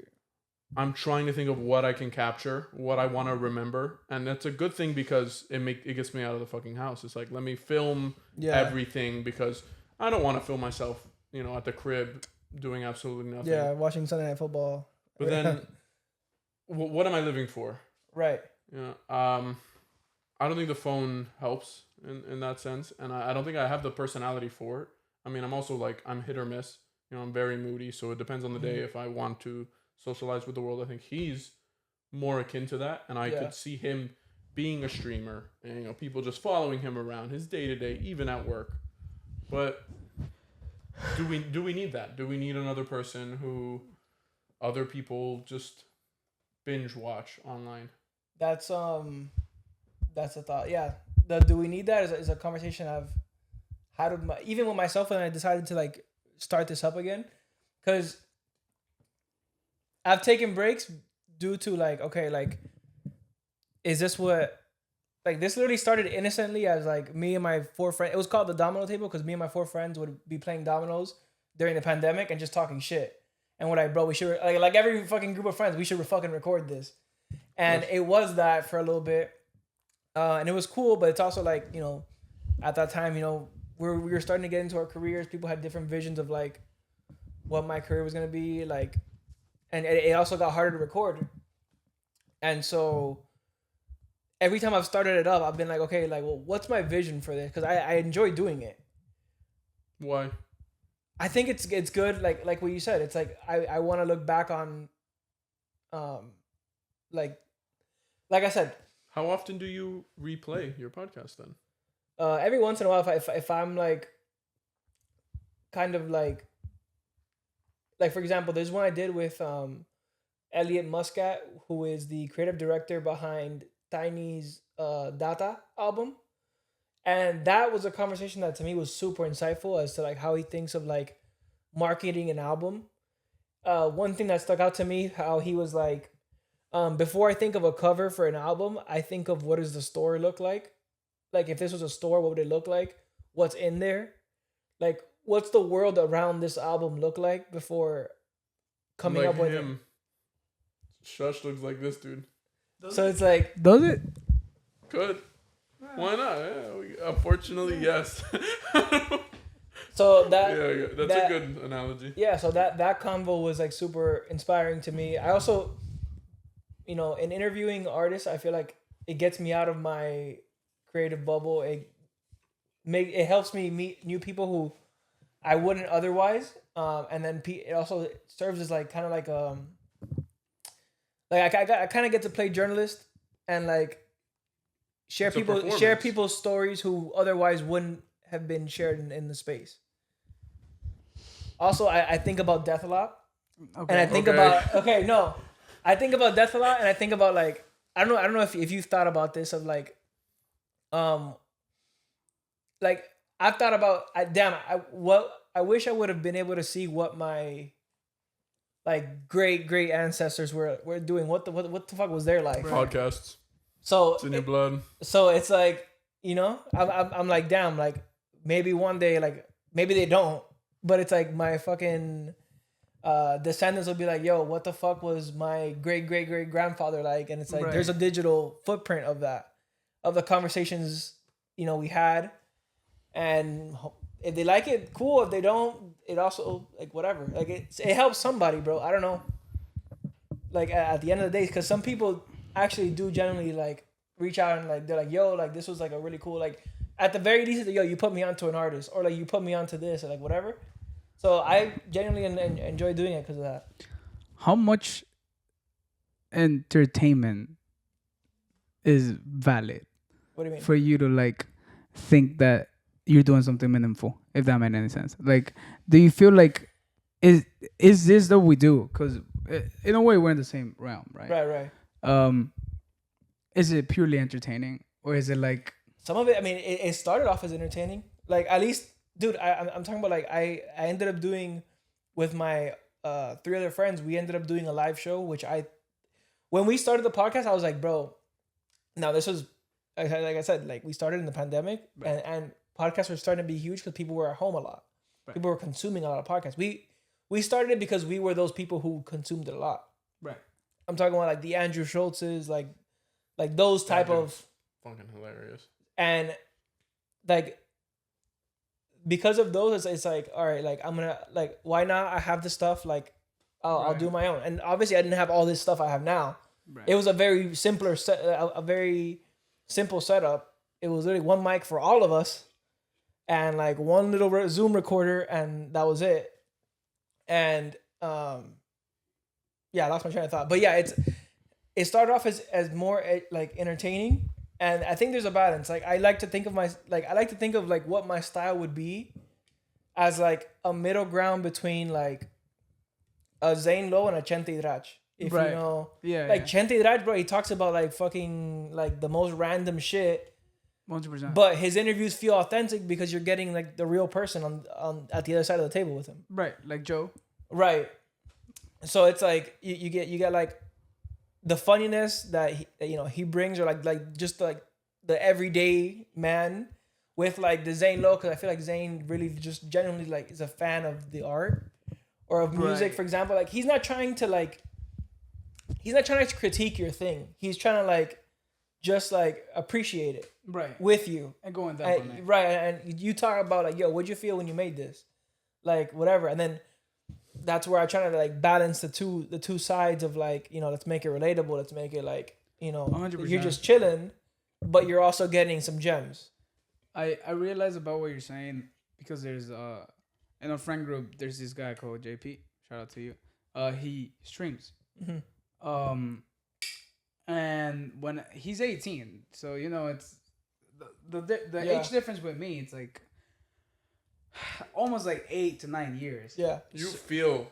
No, you feel from here to 18, bro. You feel it. You notice.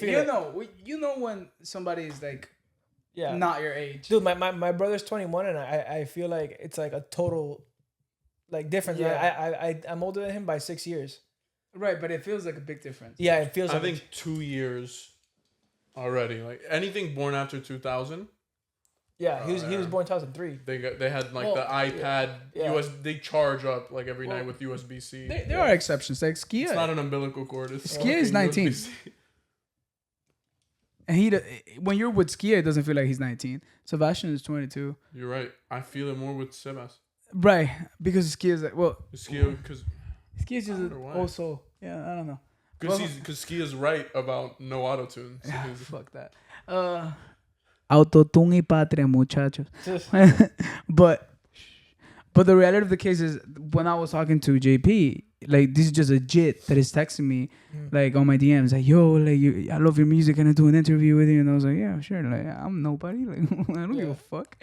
And then when we're getting the interview, and there's like 25 people, which I thought it was very surprising, like, for a stream, of a jit. He had done so much fucking research on me. Yeah. Like, you feel me? I thought this was just going to be a kid and it could have been awkward. I knew I was going to pull off because my personality or whatnot. But he was like, so when you wrote FaceTime, what were you thinking about? Because this particular line made me think that it was probably a former love. And I was like, what the fuck? Yeah. You're like, yo, how old are you? Like, and Alain did the same amount of research. Yeah. Well, I stopped doing research because I feel like I used to do a lot of research on guests, and then I was just like, but I want to get to know you just as the audience is getting to know you. Right. No. So that's like, obviously, like, I listen to some stuff. Sometimes there's no research to be done. Like, we made an Instagram there's a week ago, bro. You can't research it. I was like, so I'm finding out as you are. And I went to the show on Saturday. It was crazy. Yeah. It was. I can't believe there was the streaker that went through in the back. Yeah, bro. Dude, you know what was crazy was when that record exec came out and he was like, I'll sign you guys right now. Yeah, and then I don't know. What you guys end up doing with that? Well, can you say it? Nah. No, I think we can't say it. NDAs. Yeah. But do you remember, like, when he was just talking to us? We're not going to say from which label. Right. And then, like, Zach's girlfriend came with my Mustang and then, like, he almost killed her. She almost killed her. Like, that was crazy. Women drivers. Yeah, it's just women driving. It's okay. Insurance pay for everything, so it's fine. Look, you do listen to the drums, but exactly. But yeah, just be careful with it. We're not signed yet, so if you guys are interested on it, we're not expensive at all. It just takes it like. Also, I feel like I need to clear the air. Every time I go to Cooper's Hawk, I'm hoping it's the last time I ever go. I'm hoping to cancel my membership like that same night. Because the intent is always to have what you guys have. What is it? 3-year relationship? About, yeah. 4? 6? 7? 6, 7? This year's gonna be 9. Jesus. Yeah. And well, she's engaged. You don't have a ring? Yeah, for the podcast. Yeah, bro. Yeah. I was telling her the other day. I was like, hey, I'm getting kind of jealous here. He's working on it. Yeah. So you need a band for the wedding. Don't us guys get watches? Something like that? Hey. Watches is new. Yeah. Nah, I mean, hey, I'll take a Rolex. I'll take a nice little... What's your name? What's the name of your fiancé? Mandy. Mandy? Yeah. This guy necesita verse como un tipo muy elegante. Bro. Así que vaya donde Carlitos 500. Exactly. A negociar. But, oh my God, I love those videos, by the way. God but yeah, bro. It's been a minute. I think we're just gonna wait till next year to actually do the thing, like do it on the 10th. But or just go to Medellin and do it. Yeah. Oh, you doing it here? We don't know yet. I think we're just gonna elope, bro. No, I feel you. Yeah, but rockstar shit. Just go off into the... Dude, it was crazy that at the show you guys got married, like in the middle of our show. Yeah, it was so fucking insane. All right, fine. Like, and I can't believe you lost the ring, dude. The watch that she gave you, yeah, bro. And the Sony executive just gave it back to you. It's insured though, so Oh, heard. luckily. Wasn't Madonna there too? I don't know. I was too drunk. That's why I'm asking. But Madonna, yes, that'll get us viewers. I don't know how you guys had the pull to bring out Bad Bunny Yo, during his residency. I'm and telling a live Bunny. Who Yeah. behaved poorly. Right. Right. Did you hear about that chicken shit that happened with Bad Bunny? Oh yeah. What at our show? He Yeah. had He had exactly. live chickens, bro. Bro, he had like in one of his sections in like this is the first weekend he had a live chicken. Cause there's a part of his stage that looks like it's like a mountain. It's like super like campo vibes, and he had a chicken in the show. And bro, Peter got involved because like, what's a fucking chicken doing at a show? And then, bro, whatever, he took it off. But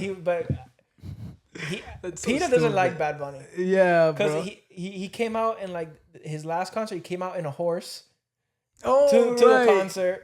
He brought that horse. Is he eating the fucking horse? Let No. him ride a horse. Bro, they were like, oh, it's overstimulating for the horse. You shut the fuck up, Peter. I was like, what about With some rodeos? headphones, yeah. Why, what's wrong?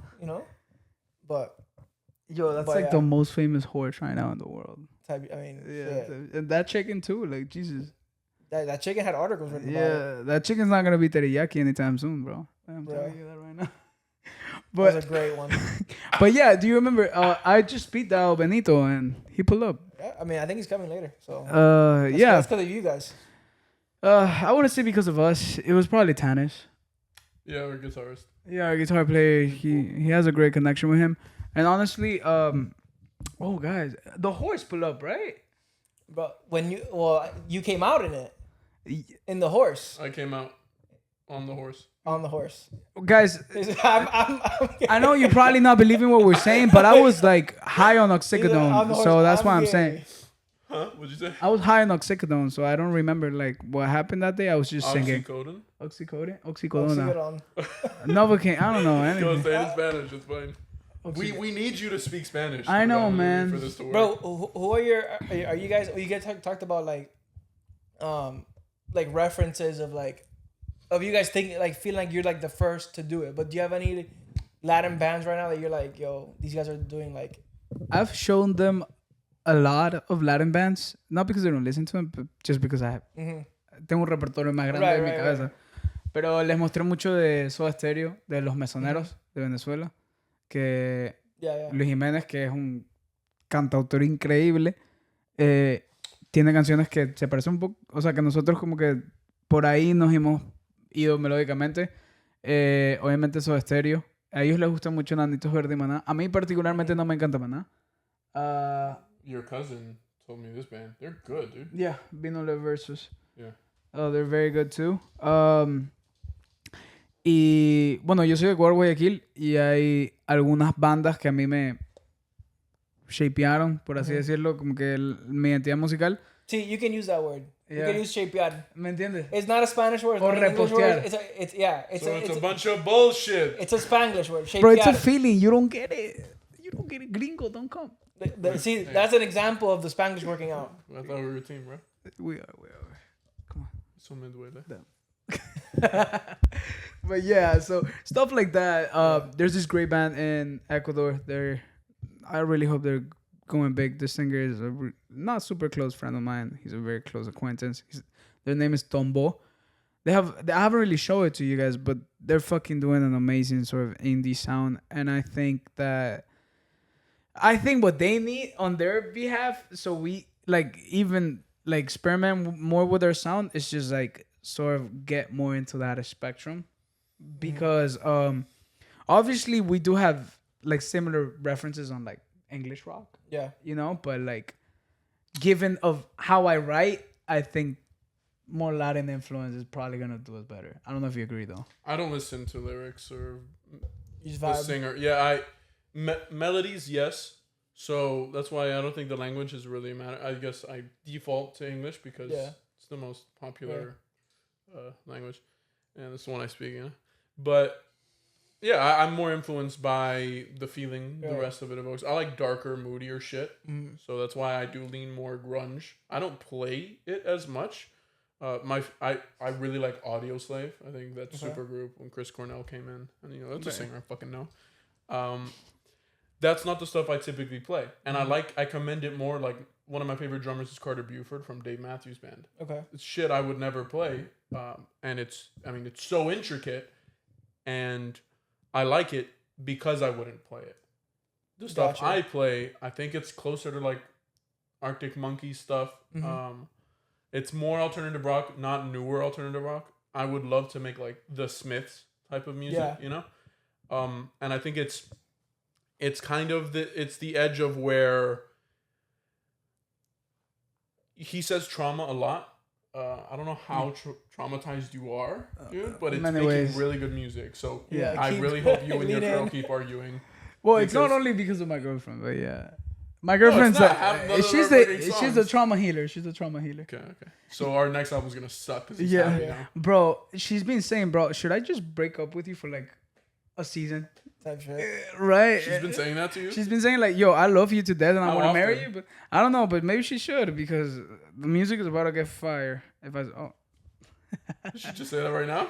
No, but that would have been hilarious. But yeah, like, also, bro, like, all the bands I love, they don't really have great happy songs, you know?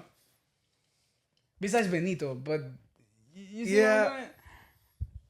At least on the genre that we're like speculating, it's not really about happy songs, you know? Like, it's just upbeat music. But yeah, we'll get there. But you remember, like, when the... I love minor chords.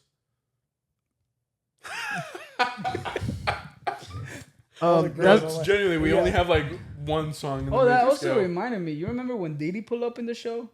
And it was fucking crazy. I had left by that point. Damn. I was not in the same room as him. That was right after the proposal. Oh, shit. That's probably why. No, they told me, like, Diddy pull up and he wanted to talk to our bassist, but, like, he was, like, trying to argue and something. You were there, bro. I don't remember. We got really slippery. Diddy Kong. Yes, we got sponsored by Nintendo. By Nintendo. By the way, it has been great. I think we've been speaking for 2 hours. God damn it. But yeah, bro. I think I'm just gonna drop this episode like type shit like Wednesday. All right. Wednesday is in like this Wednesday? Yeah. Then all of the it's all foreshadowing. So, right. Okay. It's manifestations of what's gonna happen. Right. But cut out that clip of him saying I go to Cooper's Hawk a lot. Don't. Please don't. Please don't. Come on, bro. It's part of who you are. No, it's my past. Right. I'm in a committed relationship with Jesus right now. You can add that to the last part. Jesus. La Trinidad. Let's do a little challenge. Hey. Let's do a little challenge. What you got? I think we should have a challenge in how many people share this video and how many people actually go to our show.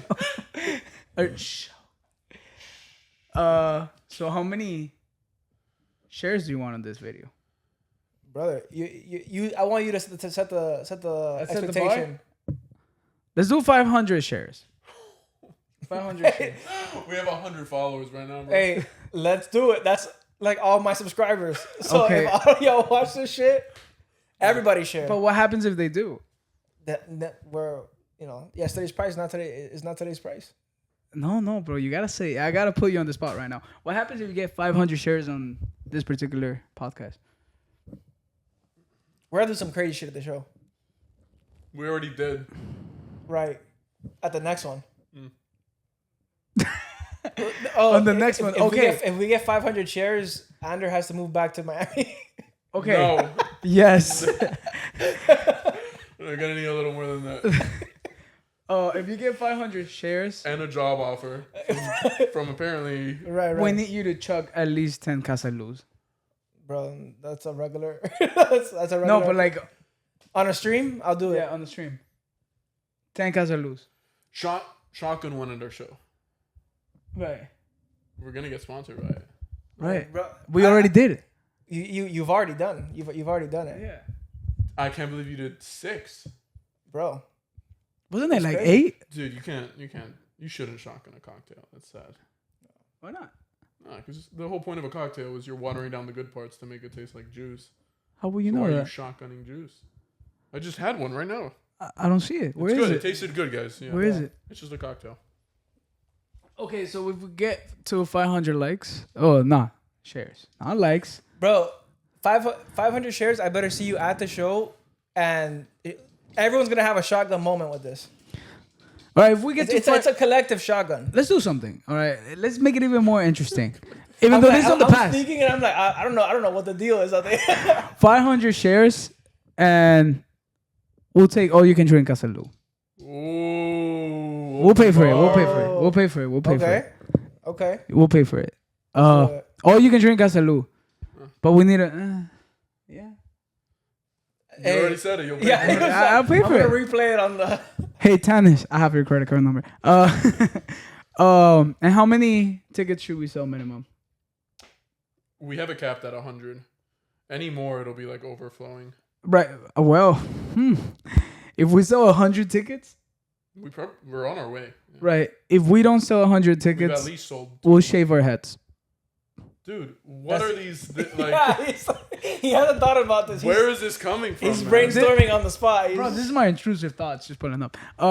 Yeah, let's just shave our heads if How we about- don't sell how about 100 if you do tickets. that, you propose to your girl at the show. If we don't sell 100, that's the whole point. If we don't, sell 100, you propose. bro, come on. Dog. He's I'm like, in a come committed on. relationship. I'm already there, dog. Come on. I'll tell you what. If we get 2 shares, you name the song Maria instead of Pia. And this has been a great day today with us. Thank you so much for pulling up. We love you. We'll see you guys in the next one. Peace.